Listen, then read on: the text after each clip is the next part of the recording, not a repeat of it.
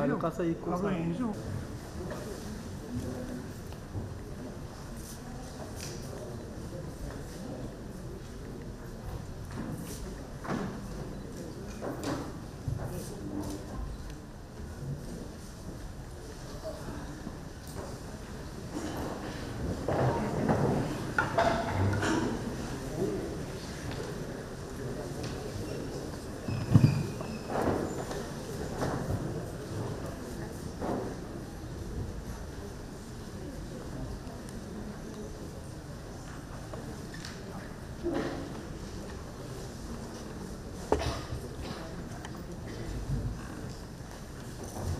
Good afternoon and a very warm welcome to everyone who has joined us here today. We are very grateful to all of you for taking the time to be with us on this special occasion.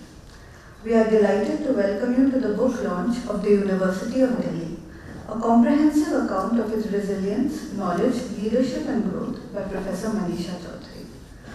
This book presents and commemorates the long journey of the University of Delhi from the early days of the university's conception to its growth over the decades, revealing the unique and complex facets of a century-old institution. The University of Delhi has played a key role before and after independence, provided an atmosphere for discussion and growth, and has proved to be one of the most important academic institutions in India. This book is thus a remarkable testament to how the university has transformed across the years, evolving and growing alongside its students and the nation itself. Please allow me to now introduce our distinguished guest today. Professor Yogesh Singh is the 23rd Vice Chancellor of the University of Delhi. He has previously served as the Vice Chancellor of Maharaja Sayajirao University of Baroda and Delhi Technological University, as well as been director of the Netaji Subhas University of Technology. Aside from his decades of experience in administration, Professor Singh has also been deeply involved in the spheres of teaching and research. He has been associated in many capacities with the All India Council for Technical Education, the National Assessment and Accreditation Council, and the Association for Indian Universities. He has presented and published more than 250 essays in international and national journals and conferences. He has co-authored books on software engineering, and his monograph, Software Testing, has been well received by readers across the world.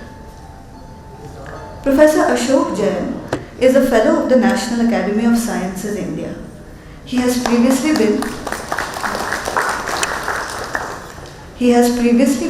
the director of the National Institute of Science, Technology and Development Studies and has taught at the universities of Delhi, Kyoto and Bristol, the Indira Gandhi National Open University and the International Center for Theoretical Physics in Italy. Professor Jain has spent years researching the emerging interdisciplinary areas of interaction between science, technology and society. He has also promoted academic and educational cooperation between India and Japan through his association with the Japanese Universities Alumni Association.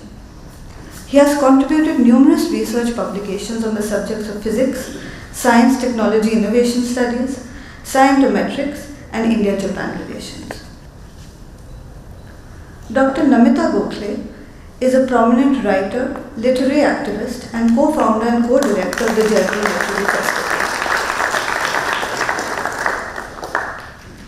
She is the author of over 20 works of fiction and non-fiction.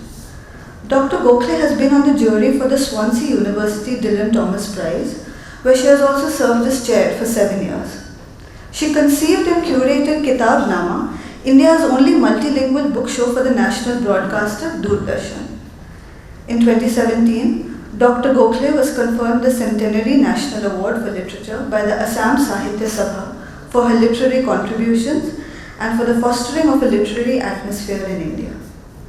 Some of her most noted works include her debut novel Paro, Dreams of Passion, which has now been published as a Penguin Modern Classic, the Goddess Trilogy, Things to Leave Behind, for which she received the Sahitya Academy Award in 2021, and her most recent work, Never Never Land. Professor Manisha Choudhary, the author of this book, teaches at the History Department, University of Delhi. She has previously been a fellow at the Indian Institute of Advanced Studies, Shimla, and is also an advisor on various national committees. Her domain of research is medieval India, and she has lectured and written extensively on various aspects of Rajasthani history and environmental history. Her articles have been published extensively in various national and international journals. She is the author of Trade, Transport and Tanda, Shifting Identities of the Banjaras, The History of Thar, Environment, Culture and Society, and her first book published from Primus is The Eternal Dastur Craft, A History of Mannerism, Social Groups and the Formation of Amber Jaipur State.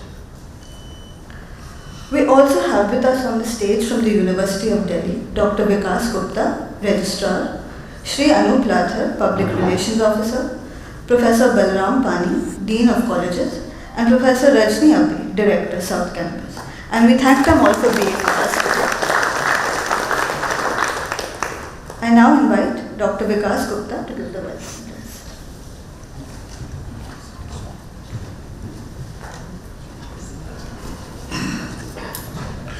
Namaskar. Good afternoon to all of you. It is a joyous moment for all of us that today we have gathered here to celebrate the launch and discussion of a book on our own university by none other than our own faculty member, Professor Manisha Choudhary.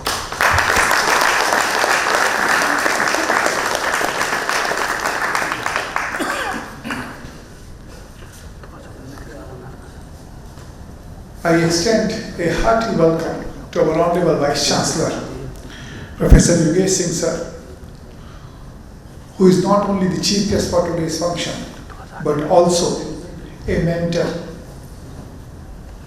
for writing this book. The kind of directions, the leadership, and his blessings have provided the right path to Professor Manisha Choudhary to write this book. We are deeply honored with the gracious presence of Professor Ashok Jain, a former professor of our own university, Dr. Namita Gokhale, writer, director and founder of Jaipur Lit Festival, Professor Balram Pani, Dean of Colleges, Professor Rajni Abhi, Director South Campus, Shri Anup Latharji, Chairperson, Culture Committee and Public Relations Officer, University of Delhi, Dr. Prasun Chatterjee, Deputy Executive Primus Books, Mr. Sugata Jain, Proprietor Primus Books, and of course, Professor Manisha Choudhary, the writer of this book. Before I move further, I would also like to highlight that the responsibility university assigns to an individual gives an opportunity to skill in that area also. We have assigned the responsibility of Joint Dean of Archives to Professor Manisha Choudhary. And while working or reforming our archives, she looked upon the records that are available with us, which were staggered. They were available there but staggered. She decided that she can compile a book to write about the history of our own University of Delhi.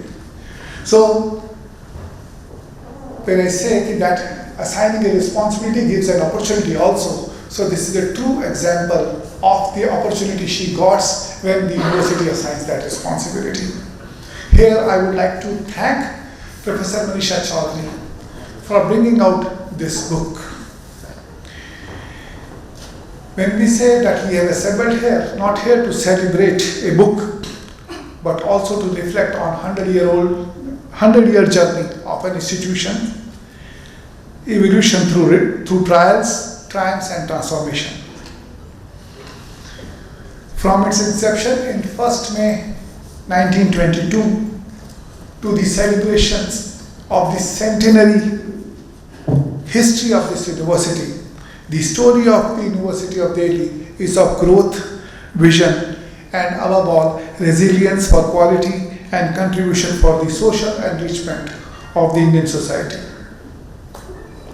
This book traces the remarkable journey of all the academic administrators, starting from Professor Hari Singh, the first Vice Chancellor of this university, till the present Vice Chancellor, Professor Yogesh Singh. As we all know, that under the guidance of Professor Yogesh Singh, the University of Delhi celebrated the centenary year. When we celebrated the centenary year, it was a unique year for the university, where the university got blessings, starting from the Chancellor of the university and ending with the presence of the Honorable Prime Minister of India in the centenary program. So this book has also detailed all those programs which university conducted as part of the centenary celebrations also. This book is not just a tribute to an institution, it is a celebration of ideas, recognition of resilience, salute to the leadership, and remembrance of the university community. It reminds us that the University of Delhi is not merely an academic space, it is a living legacy, one shaped by a generation of students, scholars, administrators, and visionaries. We have gathered here not just to launch a book, but to acknowledge the enduring spirit of this institution and the incredible efforts of those who have documented its journey for generations to come. Once again, I congratulate the author and the publisher for this amazing monograph. I once again welcome all of you to be part of this celebration today. Once again, welcome you. Thank you so much.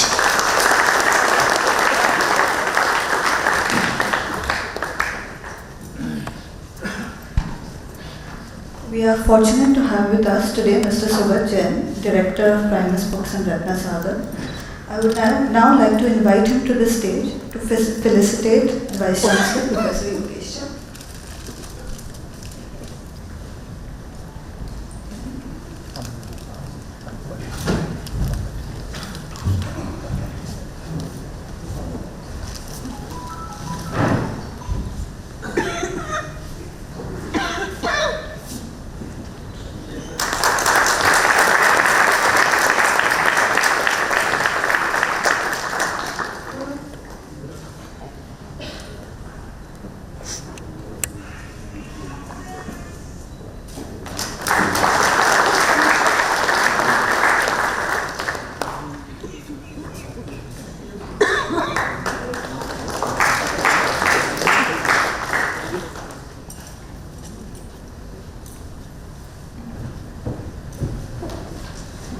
I now invite Professor Yogesh Singh to felicitate Professor Ashok Jain and Dr. Namita Gokhale.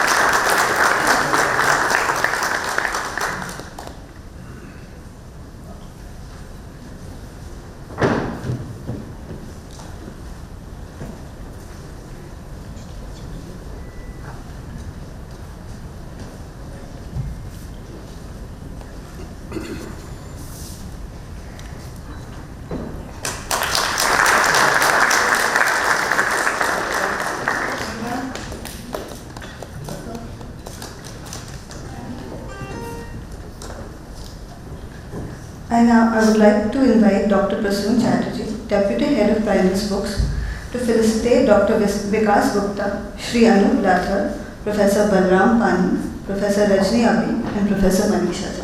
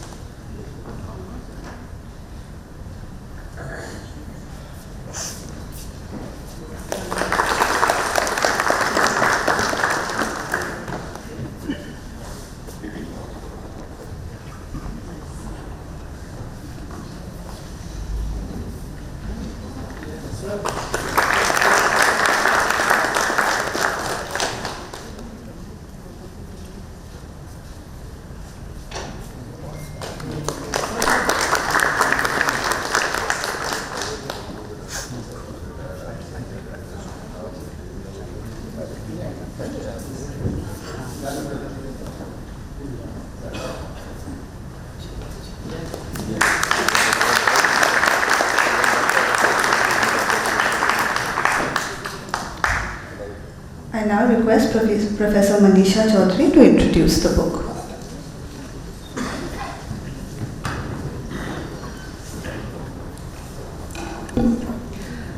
Greetings to the dignitaries on the dais. Gratitude to all my professors, some of you who have taught me in my MPhil and PhD who could spare some time to attend this event this afternoon. This is a very special afternoon as DUSU results are just out. So we all know what kind of barricading is all around, but still they could make an effort to join us. I would like to thank all the students who could come forward for the event. Thank you very much. Now I would like to just introduce the book. I would first speak about the idea. The idea for the book actually was conceived 2 years ago. As rightly Registrar Sir has mentioned, while looking at the DU archives, I always had intriguing questions like who actually conceived the idea of this Delhi University archives? Who kept all this here? Why these artifacts? Why not some other? How they are relevant? Who got them there? And various other things which were always coming and going, but we never had an answer. Further, we realized that there should be something which can really give us a comprehensive account of Delhi University. This book is therefore titled as The University of Delhi, a comprehensive account of its resilience, growth, knowledge and leadership. So we see that all that is not something which can really cover this book. But the effort is to because we need to give a title to any work. So this title has been well thought as per me, because there is a lot of resilience that Delhi University has shown all through its initial years, because there were not many efforts which were actually pulling it down and the idea was really not coming forward very well. The inception, this will be very interesting to know that the idea for Delhi University started rolling in 1911, but finally it took a shape in 1922. Other than that, I would say there are multiple number of people who are really involved in last 10 decades, in the sense that decades from 1911 to 1922, who really kept on thinking that we really need a university, we don't need a Delhi college. So the struggle in between, the push and pull in between the Delhi college and Delhi University was again very immense. So the chapters, this book is divided into 7 chapters in order to give an insight, and they all are divided initially as per chronology, but later on realizing that there was a lot of growth that Delhi University attained during some particular times, and this was because we always had very good academic administrators who were always in a churn of their academic life and were also trying to struggle and establish a connection in between the bureaucracy, governance and the students, which is a great number, which is a great variety of social life which the student lives, because Delhi was getting students not only from Delhi, it was getting students from Delhi, Rajasthan, nearly all over India.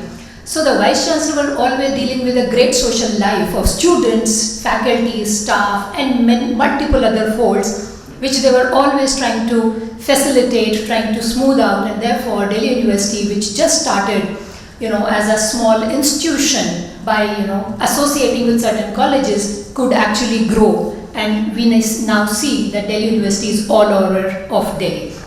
Other than that, I would say while doing the book, the major struggle was there's so much of primary source, how to deal with it.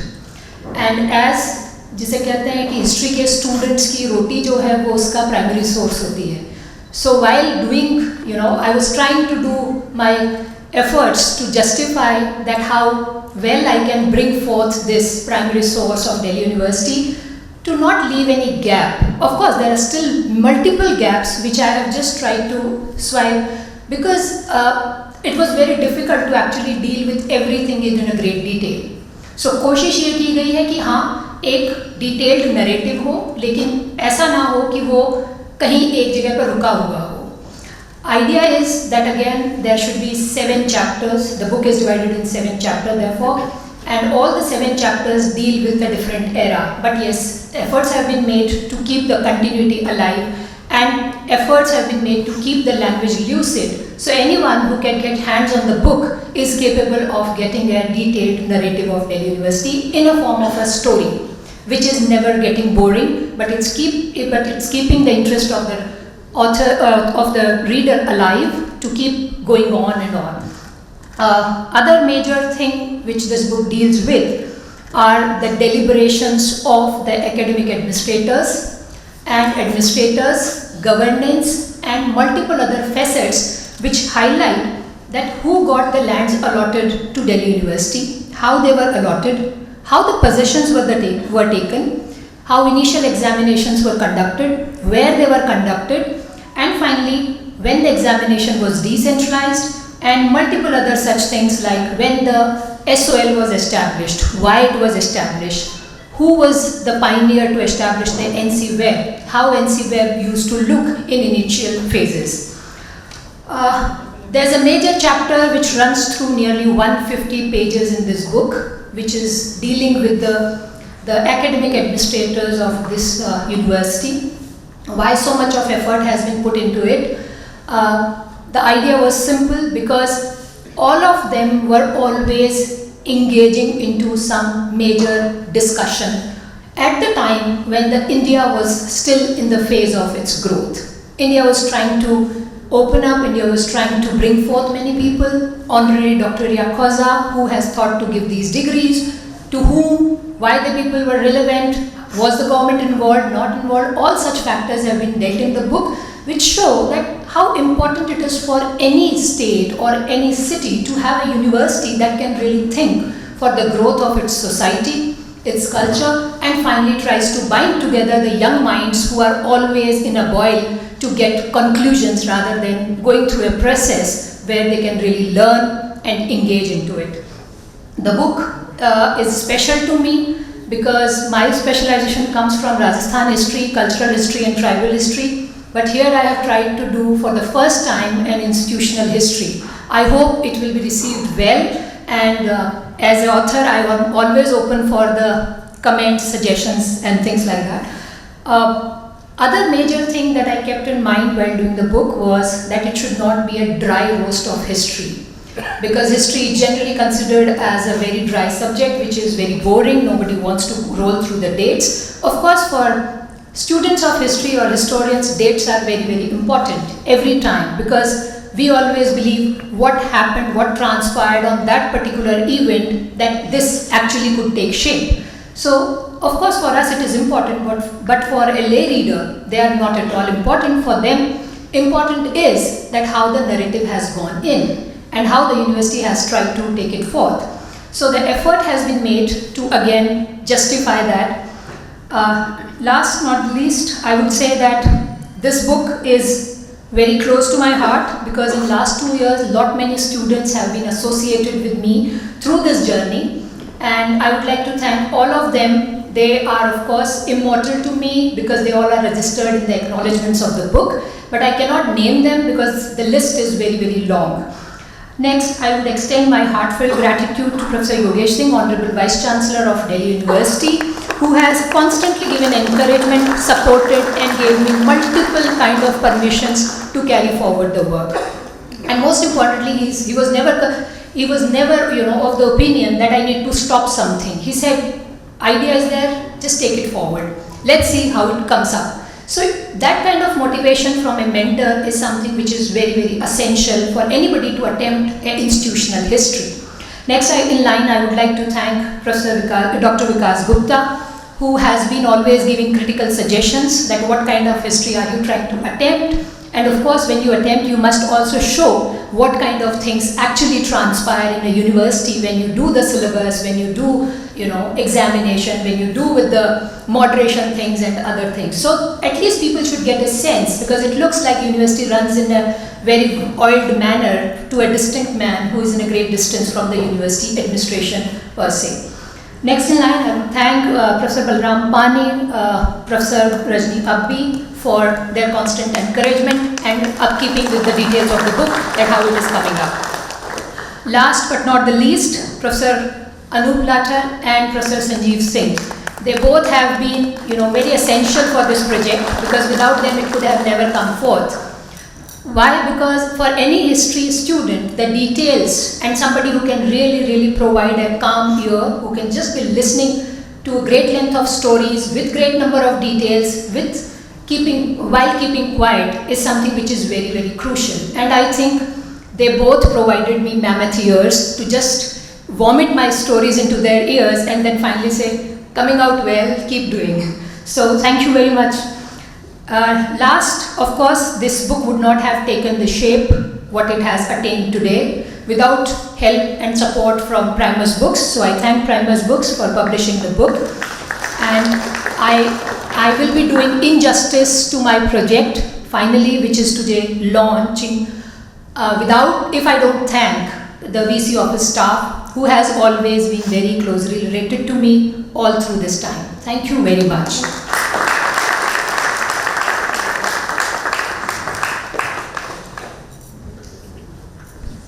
I now invite all our esteemed guests on stage to launch the book and hold it up for the audience. पीछे जाना भैया, पीछे होना पीछे थोड़ा head नीचे करना भैया, बैठ जाओ भैया।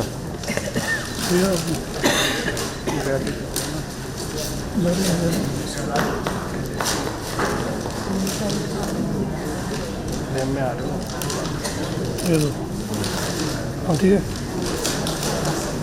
भैया, थोड़ा पीछे आना।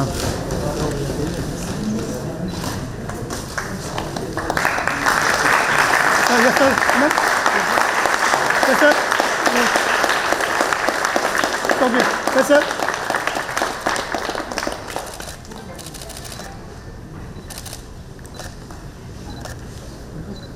Thank you.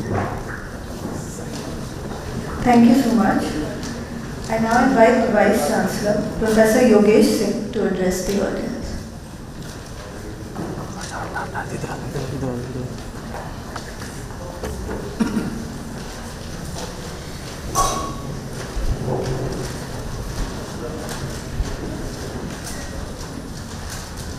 Good afternoon and namaste to all of you. Good afternoon. Good afternoon.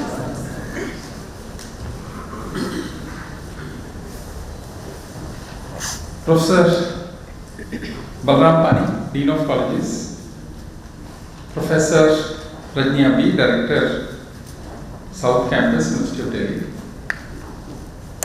Madam Namita Gulati, Writer, Publisher and Festival Director, Professor Ashok Jain, Fellow of National Academy of Science, India,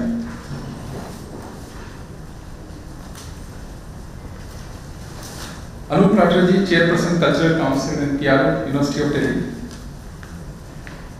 Dr. Vikas Gupta, Registrar, Dr. Prasun Chatterjee, Deputy Head, Primus Book, Professor Manisha Choudhary, author of the book and Professor of History, University of Delhi, Honorable Member of the Executive Council, Shri Rajpalji, Honorable Member of the Finance Committee, Shri J.L. Gupta ji, Dean Academic Affairs, Professor Ratnabli, Dean Planning, Professor Niranjan, DSW, Professor Tripathi, Ranjan Tripathi,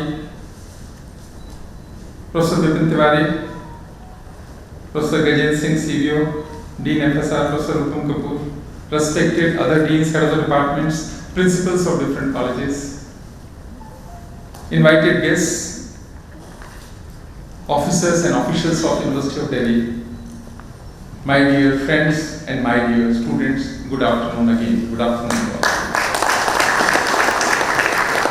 This is a book launch function.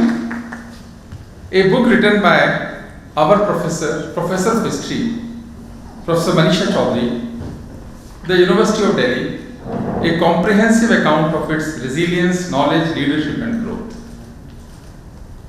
I would like to thank Professor Manisha to write such a comprehensive book about University of Delhi. I also asked her to write a book. I asked many things from different persons. Some did it. She has done it. Thank you very much, Professor Manisha. Every institution which has a legacy of more than a century should have a written history highlighting the struggle, challenges values, best practices, systems, processes, difficult times, good times. And a historian can do justice to such a book. That's why I thought she is the right person and she has done it. Thank you very much. Now my request, every teacher, every student, officer, official, well-wisher, stakeholders, members of statutory bodies should read this book. The question is why?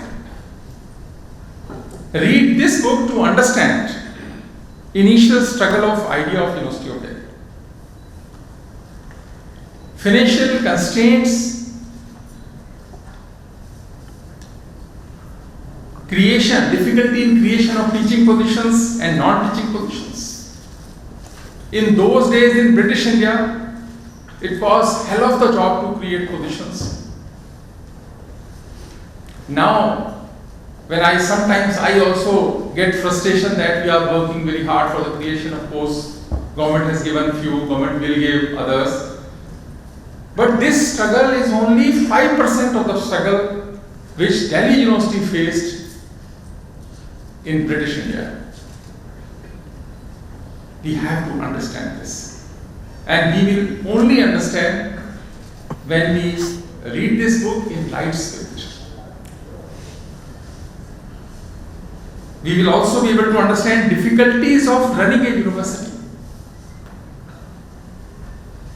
Growth story of University of Delhi, achievements and accomplishments of University of Delhi, contribution of University of Delhi in nation building. If you want to understand the spirit of University of Delhi, contribution of University of Delhi, please read this book. One purposely I have not highlighted, the persons who are involved in the activism of University of Delhi, they should also read this book. Then they will be able to understand, although they understand university very well, but another aspect of difficulties, they will also be able to appreciate what we face in the university. This book, when I was going through the book, it was an eye-opener for me. That's why I can confidently say, please read this book. This is our book. It starts with the opening remarks by Professor Manisha. I would like to quote her. The University of Delhi is a personal history of each student who crossed it to secure a degree.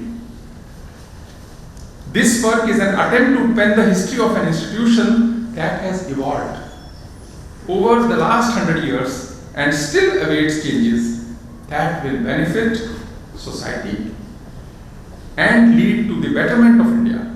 In totality, the university resembles the Vivek upheld in the motto Nishtha Dhriti Satya.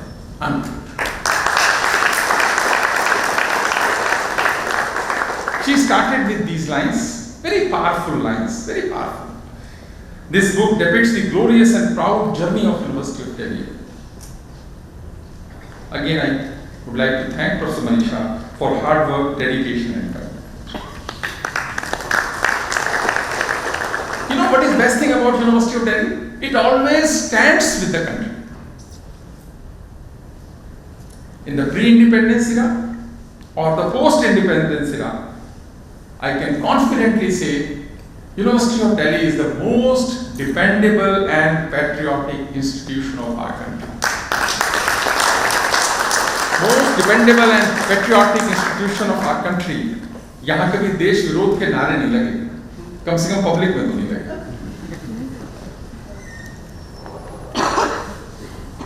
India is proud of University of Delhi. And this book explains the journey from making of University of Delhi to becoming the institution of eminence and best university of our country.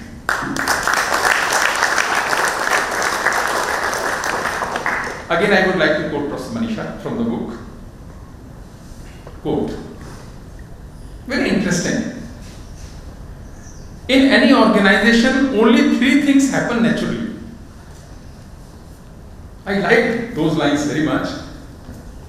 In any organization, only 3 things happen naturally: friction, confusion, and underperformance. You don't have to do anything for such things. They will happen naturally in any organization. Friction, underperformance, and confusion. Everything else, he said, everything else requires leadership. Without leadership, without proper leadership, these things will bound to happen. As 23rd Vice Chancellor of this great institution, I would like to thank all leaders who meticulously navigated University of Delhi art through the rough waters of political struggles, financial pulls, and as well as academic, internal and external pressures. It would have been a very difficult life for those in pre-independence era, also post-independence. Everyone contributed in the right spirit for the development of University of Delhi. One example: when this capital shifted from Calcutta to Delhi in 1911, at that time, Mr. Henry Sharp was the education secretary. And he said he wanted to have a government college in Delhi. Because now capital is there, Delhi will become a very powerful city. So we should have a government college here. Although we were having 2-3 colleges at that time also in Delhi.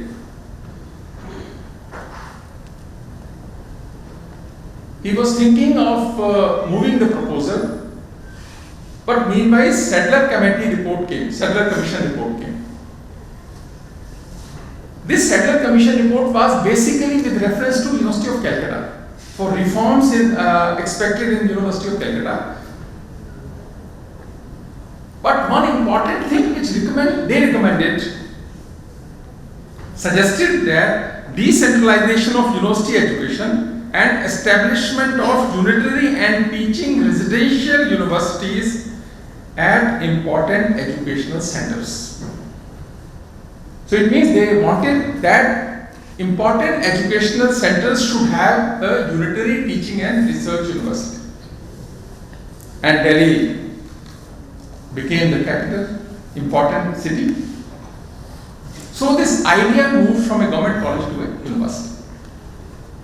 Sadler Commission report supported this idea. She has nicely explained the difficulties of those days, what someone said, what others said. It's a really worth reading. So this is the glorious journey from initially what they decided that 75,000 rupees will be given to University of Delhi for establishment. But government could not give even 75,000 rupees. Context is one aspect, circumstances is also another aspect. This university came in existence in 1922,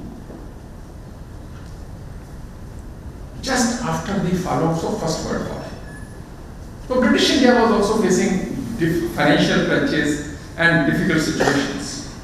When this proposal was moved, initially they decided 75,000 rupees will be given to the university, but they could not even give. Initially 25,000 rupees were given to the university.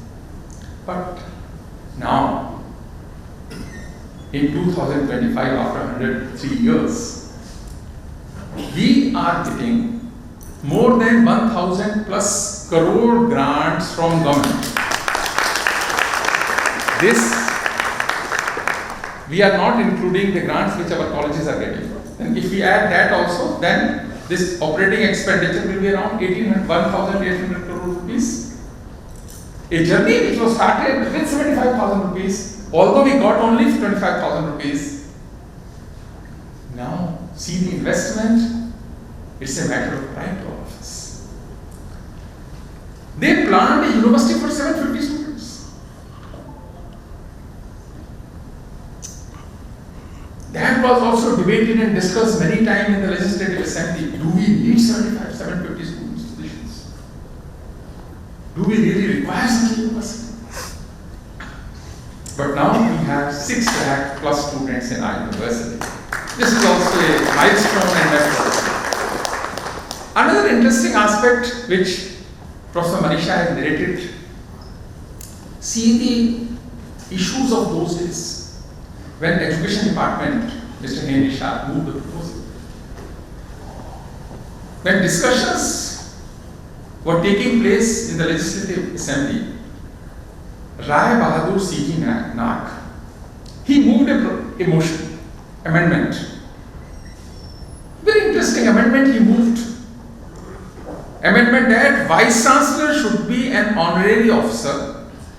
Vice Chancellor should be an honorary officer, as Delhi would not be able to afford a paid Vice Chancellor. Today we can't imagine this situation. But I would like to thank our forefathers. They must have thought कि यार बाद में देखेंगे issue. Let it be, our act should be passed. And up to Maurice Square Sahab, Mr. Maurice Square, or up to him, all Vice Chancellors were non-salaried Vice Chancellors of University. They were not getting any salary from University. That's why charge was given to the persons who were working elsewhere. All were accomplished persons. Dr. Hari Singh and other Vice Chancellor, and then Mr. Maurice Square, he made a provision that after me, next Vice Chancellor will be a salaried Vice Chancellor. India became independent also. So after independence, we got a first salaried Vice Chancellor. So imagine the difficulties of finances in those days. But we could survive.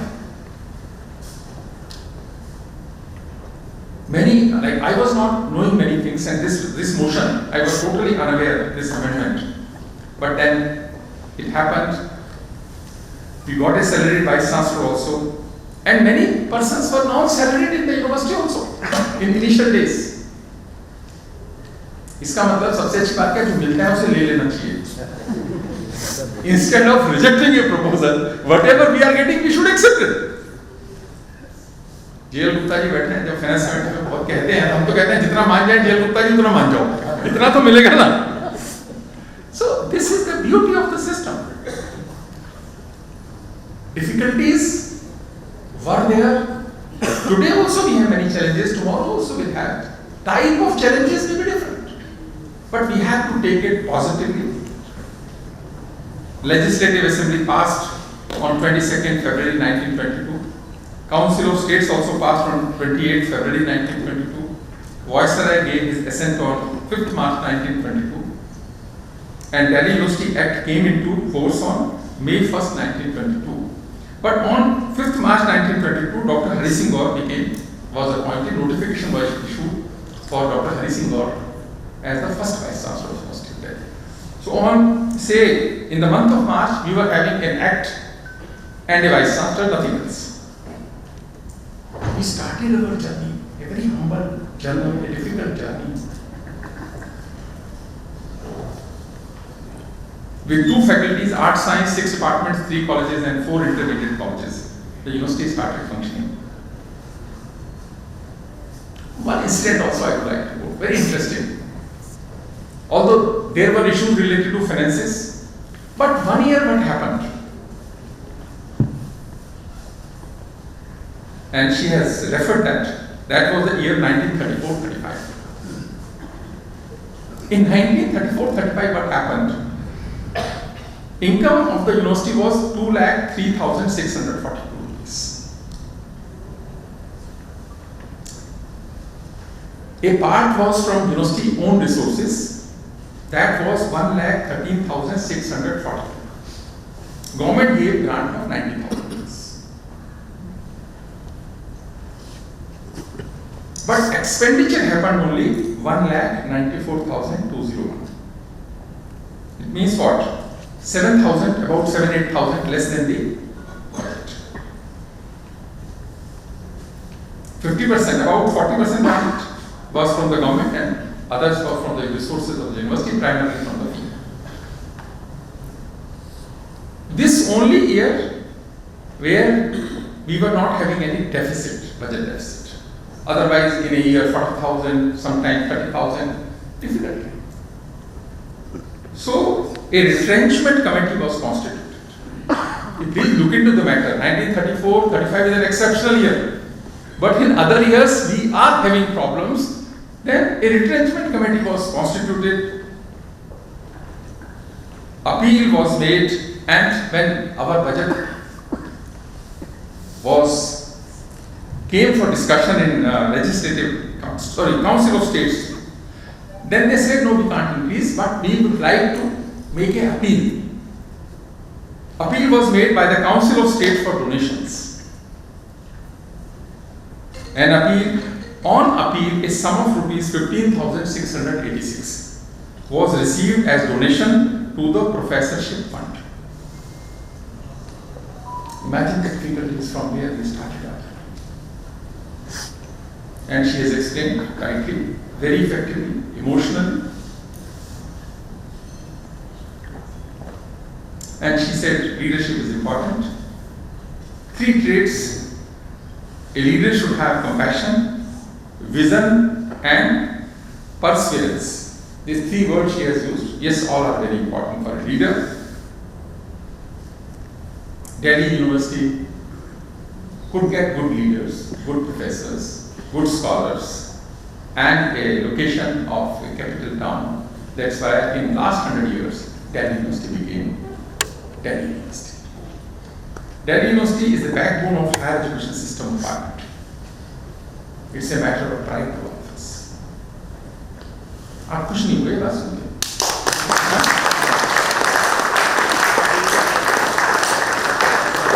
Delhi University is the backbone of higher education system of our country. When I said dependable and patriotic institution, then also आपको confusion was present. But hey, we are dependable institution. When Honorable Prime Minister came in the closing ceremony of centenary celebrations, he said Delhi University is not only a university, but Delhi University is a movement. So I would only like to request, please read this book. This book is setting history in domain of the universities and is providing footprints for institutional history writings for me. In India, we believe in oral things. We don't write. We don't create documents. It is better to create documents. One very important example, an interesting example is the safe house of Britishers. This Britishers created this safe house here, where it is believed that Bhagat Singh was also kept here. So we wanted to find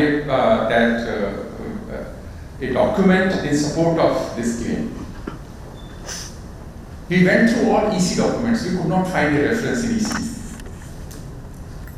In AC also we could not find.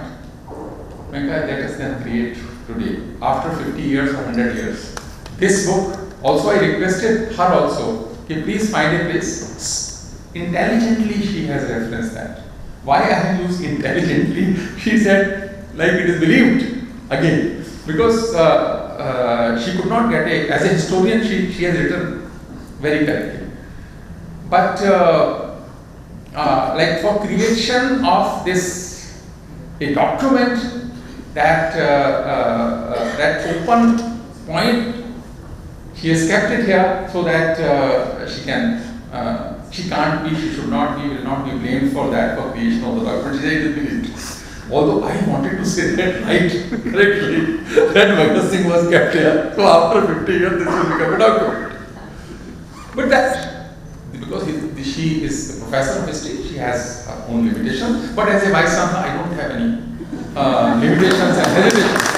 I can proudly say that Bhagat Singh was kept here. It's a It's a matter of pride to all of us. This was a British safe house. Now we are maintaining it in the memory of Bhagat Singh and other freedom fighters. But this book is must read.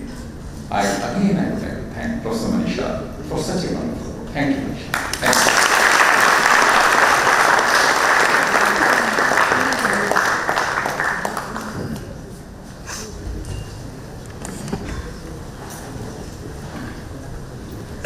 Thank you so much, Professor Singh, for your inspiring words.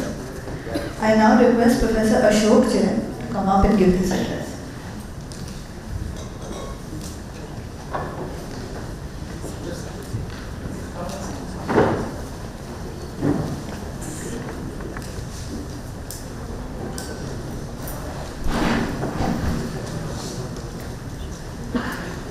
Mr. Vice Chancellor, you have put me in great difficulty with such an excellent speech. Who wants to listen to me then? Great, thank you so much, Professor Yogesh Singh.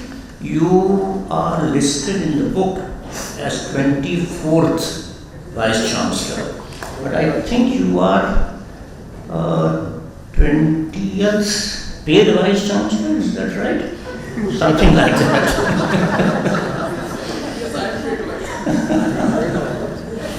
Well, great to be here in your hall. Last time I was here was to listen to a lecture on politics of nature.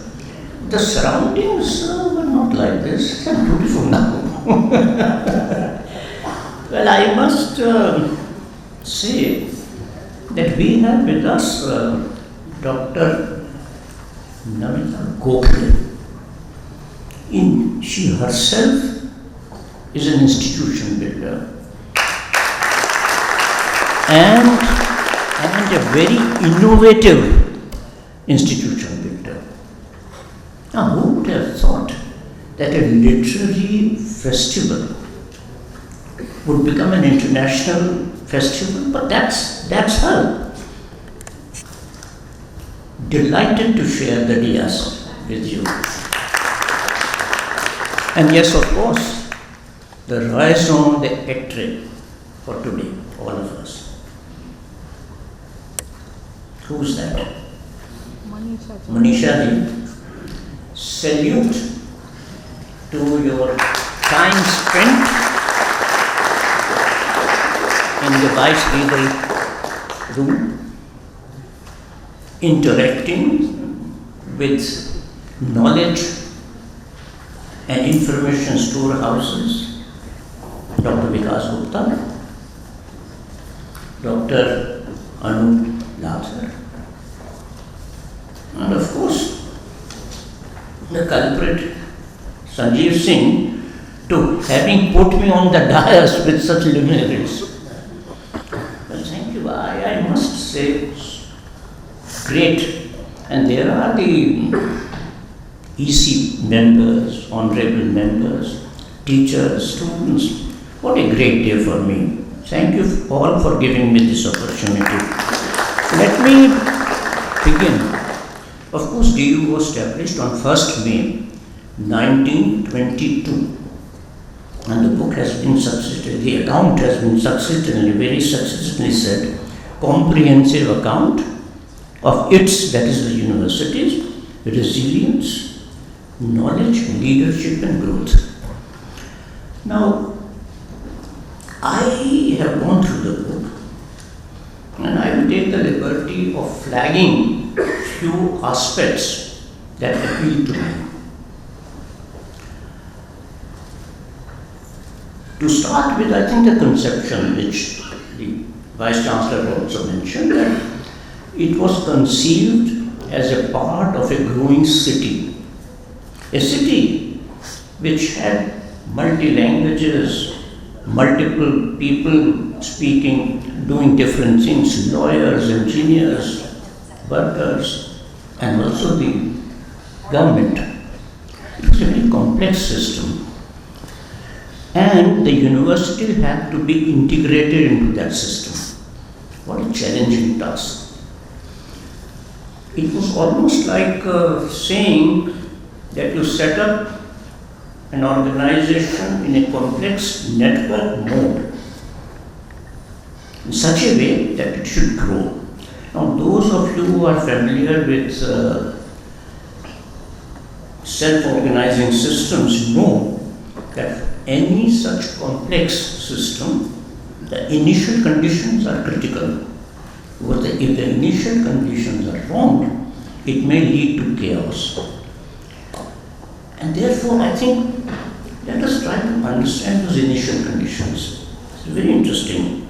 City at that time, 1920s, had several kind of ambitions. The British wanted a university because it was the capital of the British Empire. The citizens charged with the non-cooperation movement, nationalism and so on, wanted a university because that was the path for progress. Now here the very important role was played by the intermediaries. They had the vision of a nation, and we have many of those sitting here. They always have a vision. But those days they also had the means, the material means to support the mission. So on one hand, the Britishers were interested in setting up a university, on the other the citizens and people were interested.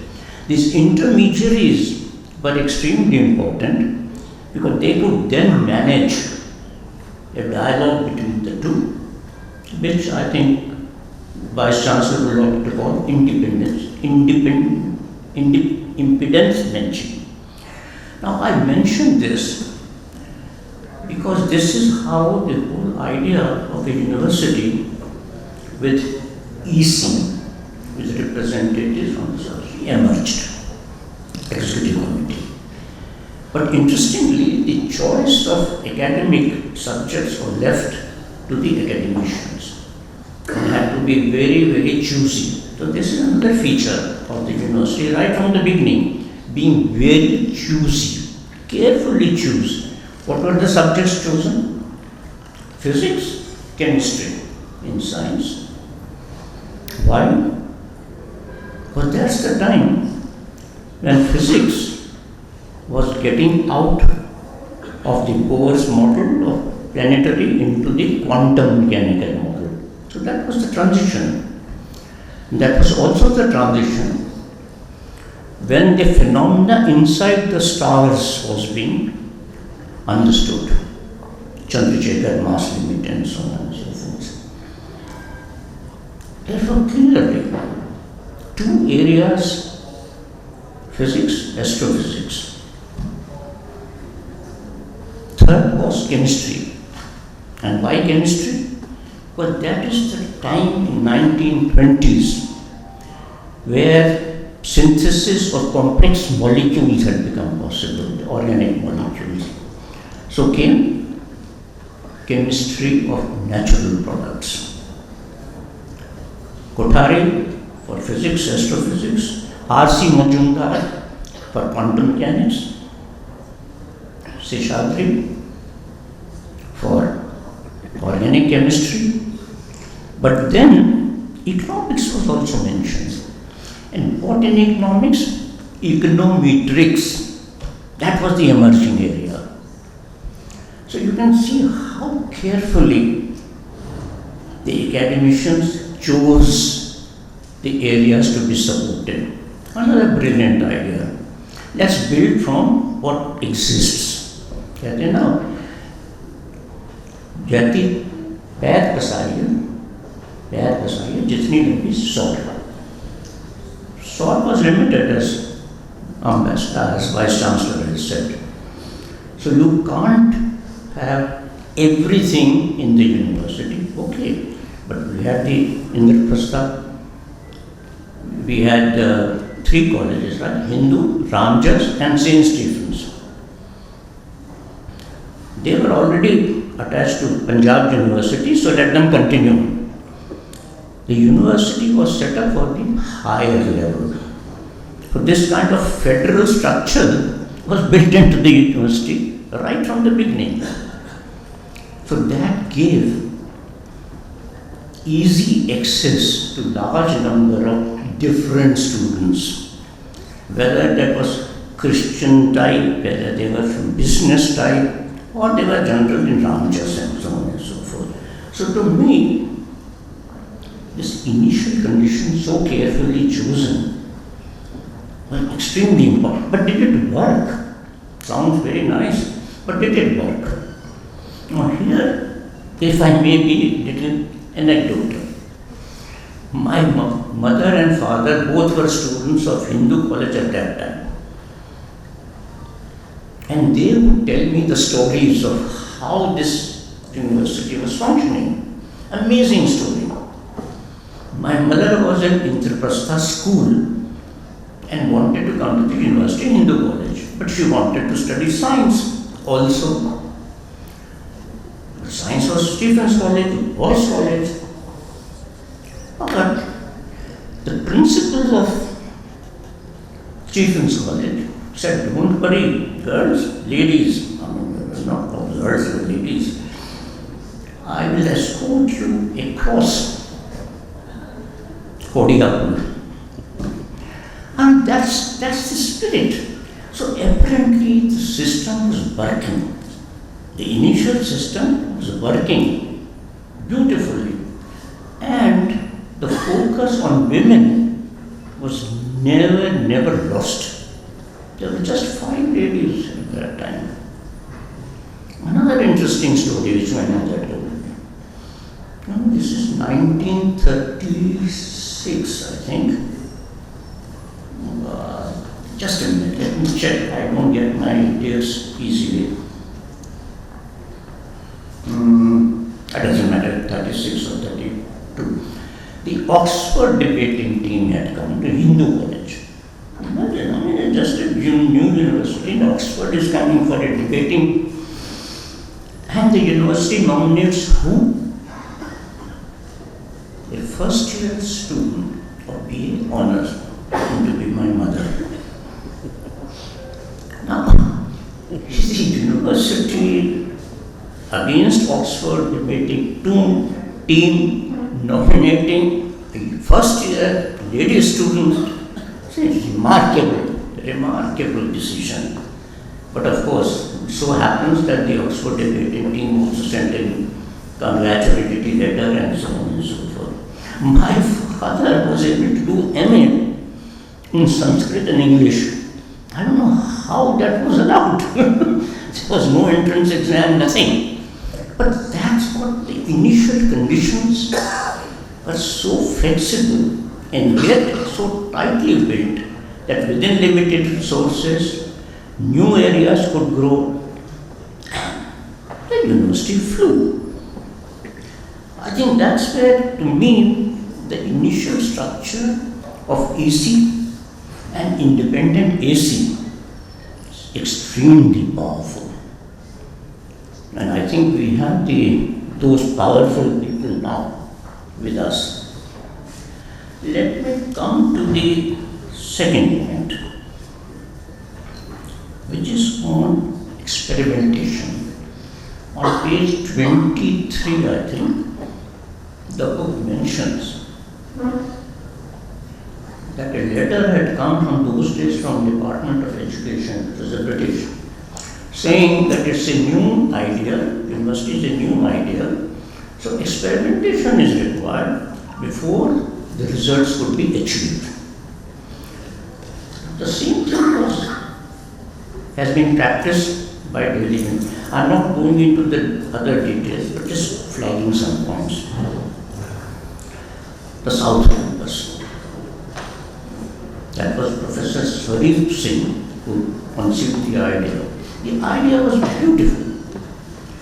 That take the university colleges spread out in different locations of the city. Each location had its own local culture. So, colleges were spread out, but more importantly, new areas were created in the South Campus. One such is the Institute of Informatics and Communication. Those days, because of the Y2K problem, everybody in the country was busy writing programs. This way. But the university had the vision, and I think this is where the Vice Chancellor would be a better person to explain. They said, we want high science-based program in informatics, not computer science. Just experimentation. And the experimentation, again, where are the resources, where is the building? So one part of the library in old campus was said, okay, you start from here. Abhiman Singh was this director of South Campus. I happen to have been there as emeritus scientist or whatever. They had given me a quota to sit. Now, but where is the faculty? These new areas of data analysis, networking, there were no PhDs, there were not even MScs. But that's where, once again, innovation, experimentation. Physics, electronics, teachers, academic background, and industry people. These days we talk of academia and industry interaction, but that was in 1990s. Industry people came, designed the courses, and started teaching. So I think the story can go on, how new things happen and so on, and this is a fantastic book. But some of the personal things you can only hear from students and so on and so forth. Let me come to the next question, which is extremely important. And that is the role of the Vice Chancellors. We know what is the role, I mean, we have just heard the Vice Chancellor. But let me just quote from the book what it says about the Vice Chancellors, if I can locate that.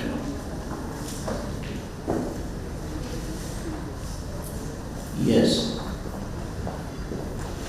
Page 320.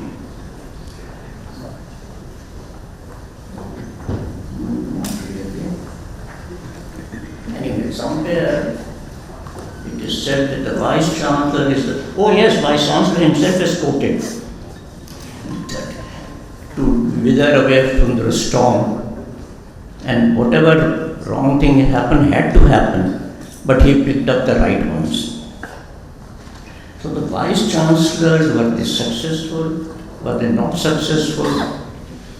Here I think one of the EC committees have very clearly said, contributions of DU's VC, quality in service or product, is not judged by the quantity that you put in, not the resources, but what the client as a customer gets out of it. And I don't enumerate the products that have come out from the university, be it politics, Vice Chancellor to Chief Minister to all, be it ambassadors, be it cricketers, because Kohli and so on, or be it Shah Rukh Khan and so on, Amitabh Bachchan. So all types of products of excellent quality were limited in. That's what the role of a VC was, and they have successfully carried it out. Before I end, I would like to quote from Dr. Nathar. He says about the leader of the universities, the academic leaders and teachers weave the texture, best textures for the country. I would add that by picking up threads from the society, and that brings me to the last point, that picking up threads from the university, the vertical growth in knowledge and horizontal growth of infrastructure is yes. But the next step, I understand, Mr. Vice Chancellor, correct me if I'm wrong, that now the next step appears to be that the university will go deeper into its roots to strengthen those roots on which the future will go. So I understand from what I know about the university, emphasis on going into the roots is going to be the future. But finally, I must say that having the patience to listen to my jabbering, it reminds me of a line from a song by a Jamaican singer, Harry Belafonte. He says about his sweetheart, she says something, it is clear as mud, but it covers the ground. Thank you so much.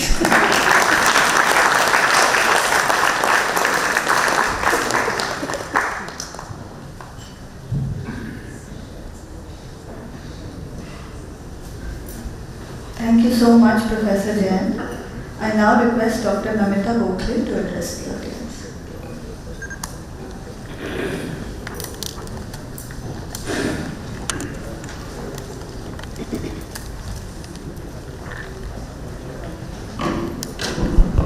Dear friends, can you hear me? So, I'm the joker in the pack because all this distinguished group of people, of all the distinguished audience, of all the studious, brilliant young people who are still studying here, I am possibly the only one who is not a graduate. And the title Namita, they said Dr. Namita Gokhale, I feel a bit of an imposter on that. Because that is a title that was only recently bestowed on me by the University of York. But I studied here, and when I gave my acceptance speech in the wonderful University of York, I said that although I'm not a graduate, everything that I have learned, if I have succeeded as a writer, if I have succeeded as a festival director, it is because of the vigor, the rigor, and the energy that I got by my 3 years in Delhi University.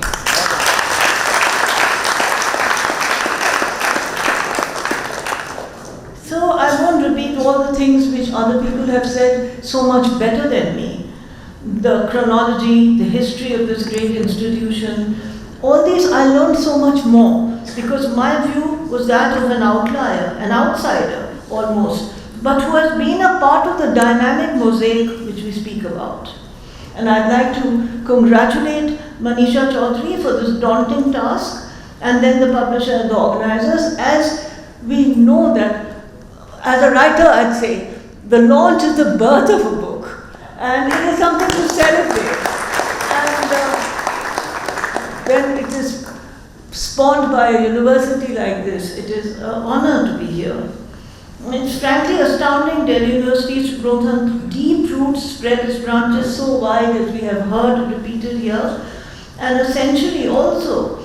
The century is a blip in history, but this has been a century witness to so much trauma, so much turbulence, so much change, so much excitement.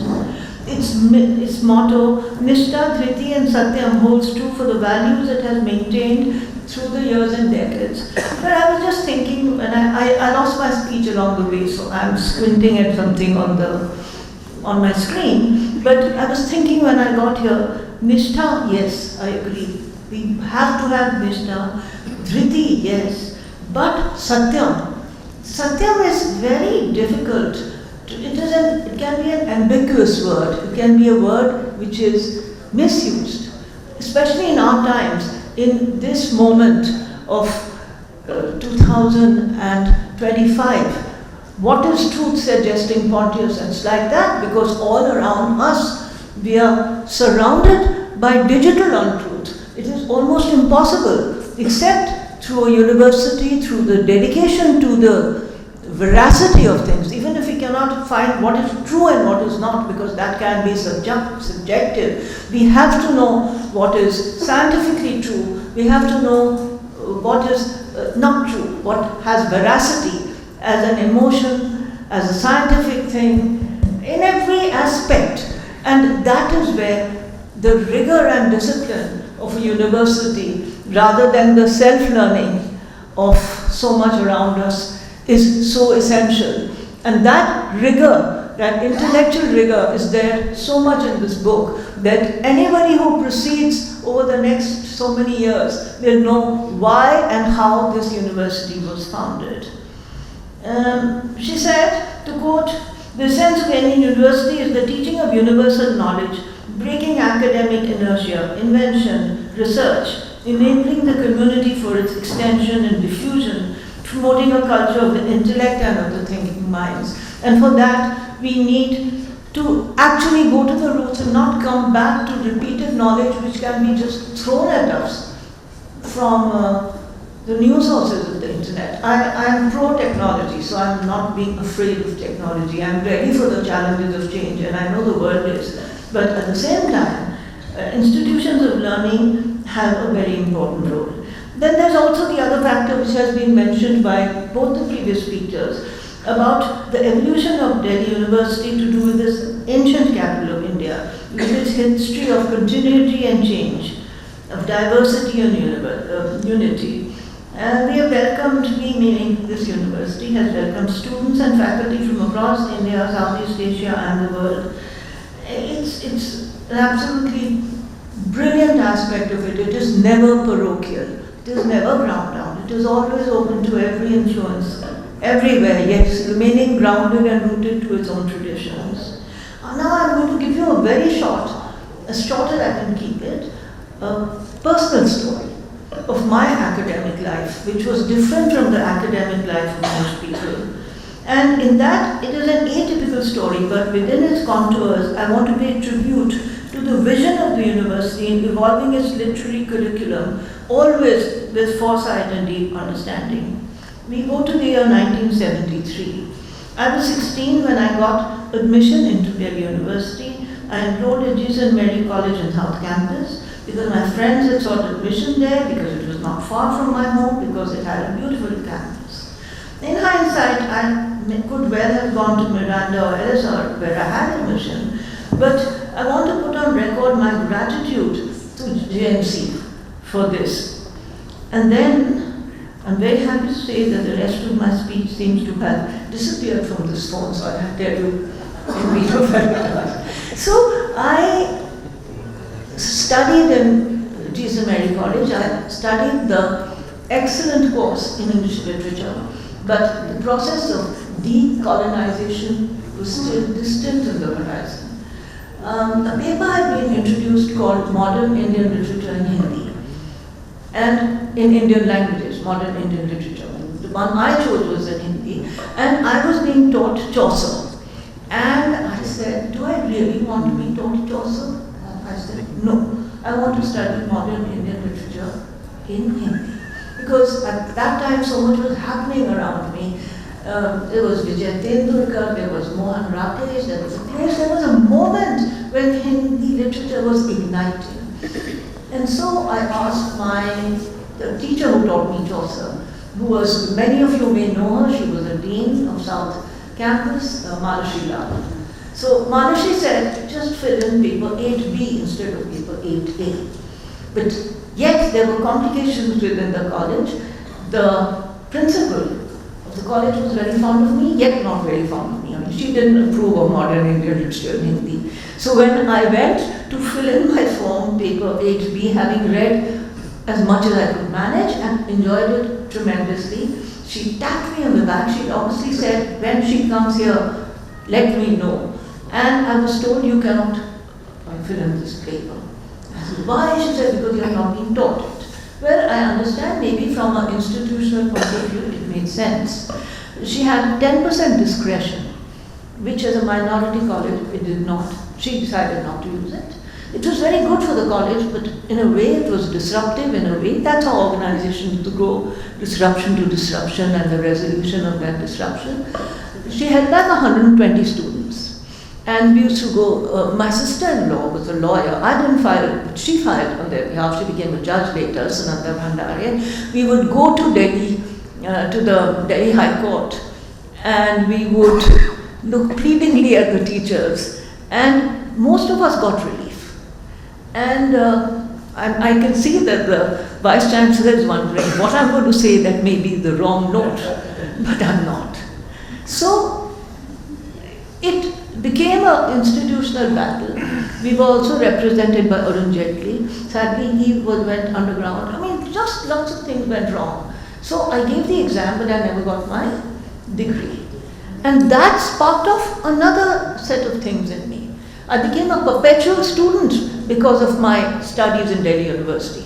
And I attribute both aspects of my success. As I said when I got the doctorate just now in New York University, I said this is only thanks to Delhi University and the excellent quality of everything I encountered. Not a false note. Nobody played politics. Nobody played popular sentiment. They just taught evenly, reasonably, rationally. And so I went on to start a film magazine. I went on to become a writer, publisher. I've done 25 books by now. Life is sometimes happenstance. I would have loved to be an academic. It was just not in the lines of my hand to get that degree, that's all. But what I learned here and what I learned outside in the big bad world, these two things combined to give me a unique school of life education. And I really attribute my success to both these things. I'm sure that Mr. Jain, Dr. Jain will give some very scientific this thing of self-organizing systems and how these things work. He'll have an algorithm to explain to us. But basically, I got the best of Delhi University and I got the best of the big bad world, and these two things, both these things gave me everything that I have learned in life. And the biggest thing they taught me is to remain a student all my life. And both my daughters studied in Delhi University. They are both very successful young ladies. Gokhale started an AI company, and she was in St. Stephen's. My other daughter is a writer. She was in LSR. So my roots go back, and I hope my grandchildren also get the chance and the privilege of studying with us. Thank you.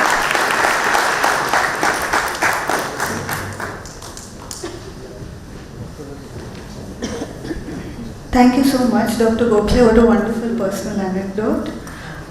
We have time for a few questions, 4-5 questions. So if anyone has a question for Professor Choudhary about the book, we can get a mic to you. So does anyone have a question?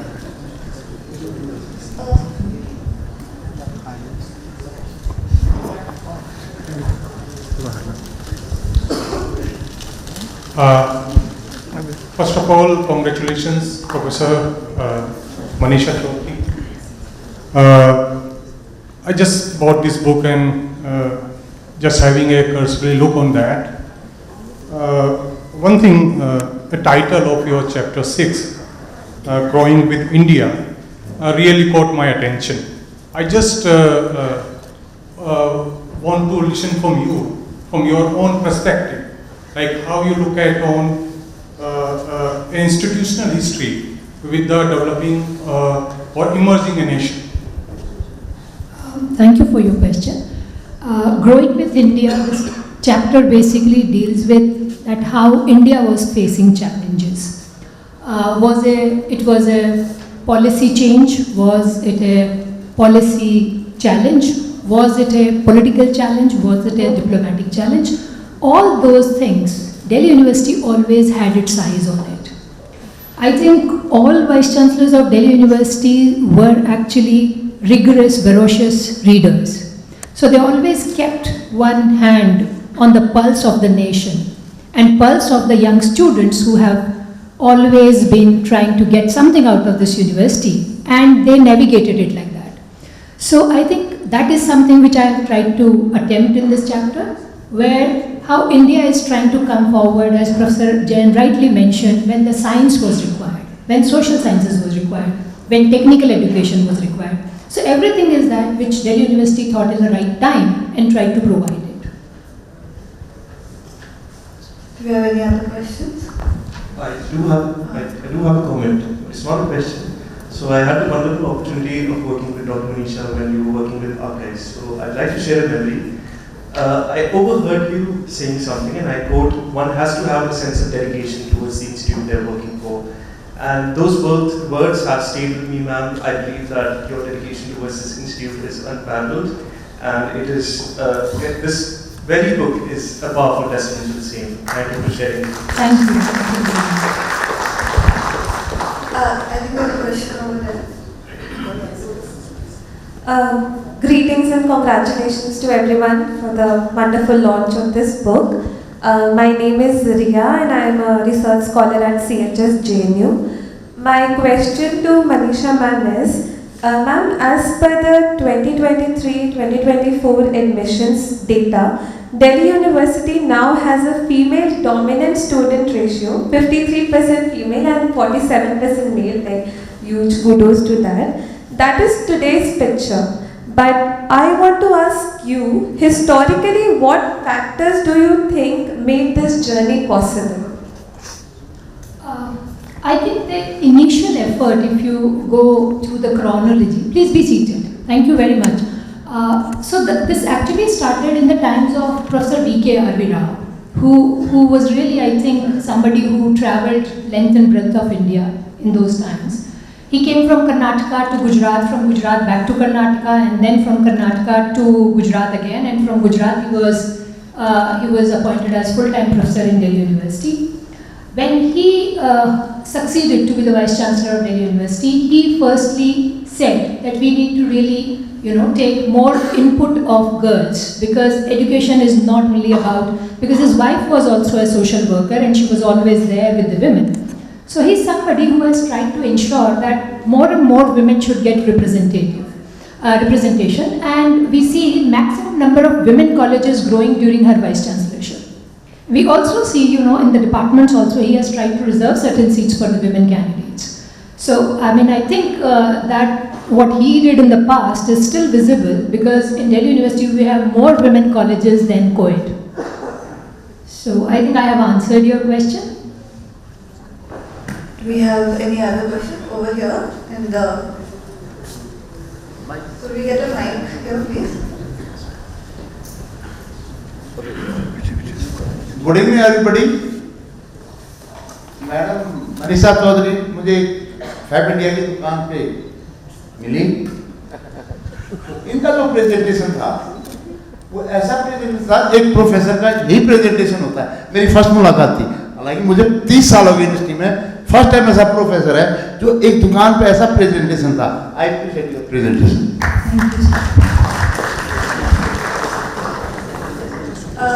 I think unfortunately that's all the time we have now for questions. But thank you for being with us, and I now request Dr. Prasun Chatterjee to come up and give the vote of thanks.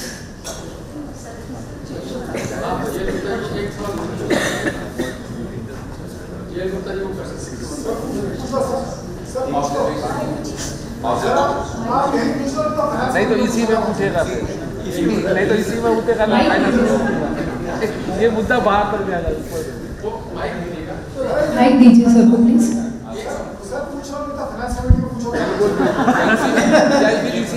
Mr. Chairman, I've got a small observation. I will not ask any question because I have also seen the journey of this university from 1962 onward till now. I also got the big experiences. Firstly, I would like to congratulate Professor Manisha Choudhary for bringing out a brilliant piece of art. He did should be brilliant. just having a glance. When I was a student in Shriram College of Commerce, 1962 to 65, Dr. C.D. Deshmukh was the Vice Chancellor. And I have seen in BCom degree in 1965, I got a degree in Convocation Ground, which is just opposite to your office. That was the time. And I don't think it is a mention of Convocation Ground. Later on, when I got the MCom degree I got in Convocation Hall, New Convocation Hall. Formerly it was Convocation Ground. Later on it became New Convocation Hall. आज faculty का जो hall है उसको कहा गया था। तो मेरा पॉइंट यह है कि इसमें कुछ चीज़ें बहुत उस समय बीकॉम में कुल 3 कॉलेजों में बीकॉम था, श्रीराम कॉलेज, रामजस और जागरूक। कुल 400 बच्चे मुश्किल से थे, एमकॉम में कुल 15 बच्चे थे। The point is there is a big growth of university. तो कुछ चीज़ें हमने कुछ देखने को मिली है, हमें बड़ी खुशी है और वाइस चांसलर साहब का बहुत बहुत धन्यवाद। Very inspiring, very scintillating performance today, as always. हमेशा ही करते हो। Very inspiring, motivating words for all of us. Thank you very much, sir. Thank you very much.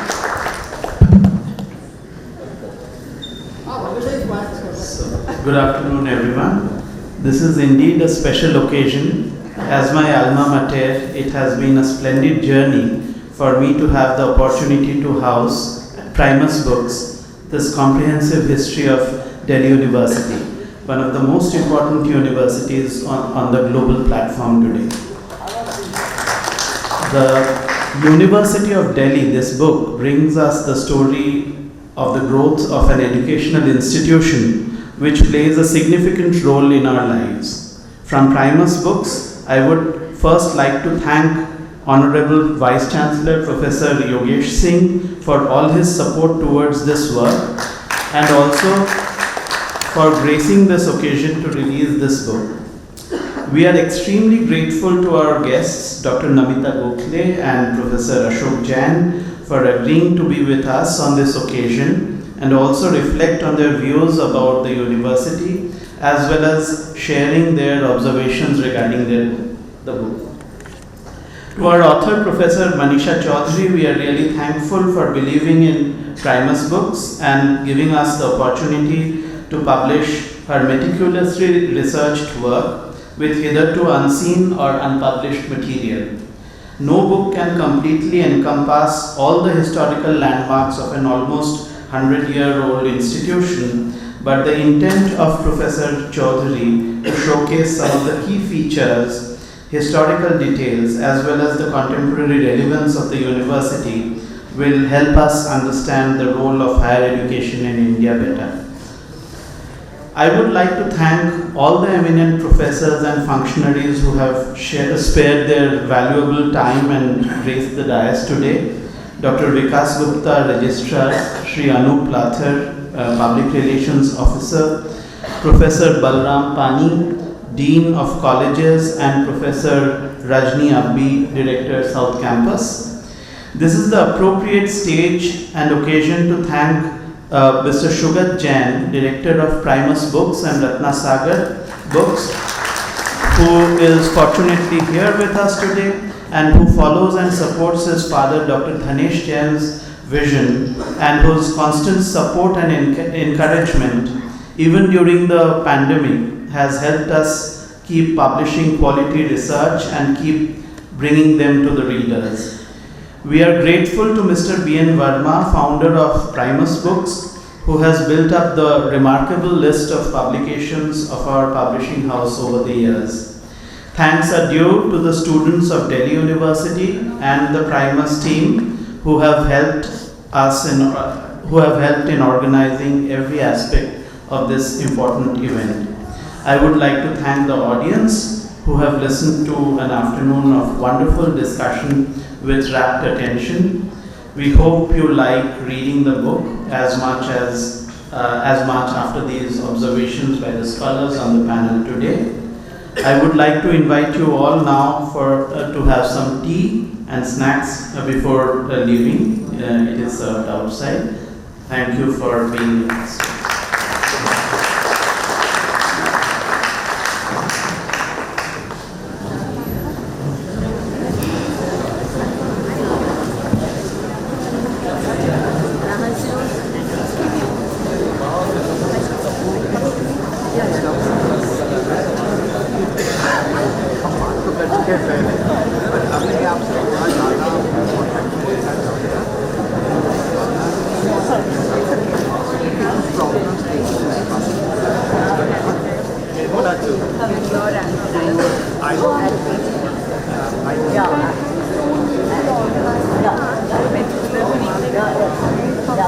Nowadays on my no, yes, I will never bother you with hopefully